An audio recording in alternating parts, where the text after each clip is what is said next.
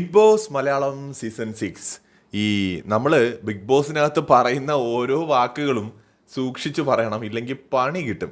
നോറയ്ക്ക് ഇന്ന് അങ്ങനെ ഒരു പണി കിട്ടിയിട്ടുണ്ട്. അത് നേരിട്ട് ഇപ്പോൾ കിട്ടിയിട്ടില്ല, പക്ഷേ കുറച്ച് ദിവസം കഴിയുമ്പോൾ നേരിട്ട് കിട്ടാനുള്ള സാധ്യത കാണുന്നുണ്ട്.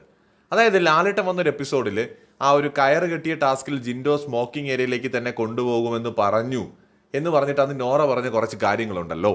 അതായത് എനിക്ക് ഹാർട്ടിൻ്റെ വാൽവിന് എന്തോ പ്രശ്നം, പുള്ളിയുടെ സിസ്റ്ററിനാന്ന് തോന്നുന്നു ഉണ്ടായിരുന്നു. അപ്പോൾ അതുകൊണ്ട് എനിക്ക് സ്മോക്കിംഗ് എന്ന് പറയുന്നതേ അറപ്പും വെറുപ്പുമാണ്, അതിൻ്റെ പുക പോലും എനിക്ക് ഇഷ്ടമില്ല, എനിക്ക് ഓക്കാനം വരും, അങ്ങനെ ഇങ്ങനെയൊക്കെ പറഞ്ഞിട്ട് വലിയ ഡയലോഗൊക്കെ വീക്കെൻഡ് എപ്പിസോഡിൽ അടിച്ചിട്ടുണ്ടായിരുന്നു. ഇന്ന് സാബു സ്മോക്കിംഗ് ഏരിയയിൽ നിന്ന് സിഗരറ്റ് വലിച്ചുകൊണ്ടിരിക്കുമ്പോൾ അവിടേക്ക് നോറ പോകുന്നുണ്ടേ. ഇത് കണ്ടും കൊണ്ട് തൊട്ടപ്പുറത്ത് നമ്മുടെ ജാസ്മിൻ ഇരിപ്പുണ്ട്, ജിൻഡോ അവിടെ ഇരിപ്പുണ്ട്. അപ്പോൾ ജാസ്മിൻ അവിടെ ഇരുന്നുകൊണ്ട് നോറയ്ക്കൂടെ കേൾക്കാൻ പറ്റുന്ന രീതിയിലാണ് പറഞ്ഞത്. കേട്ടോന്ന് എനിക്ക് വ്യക്തമല്ല.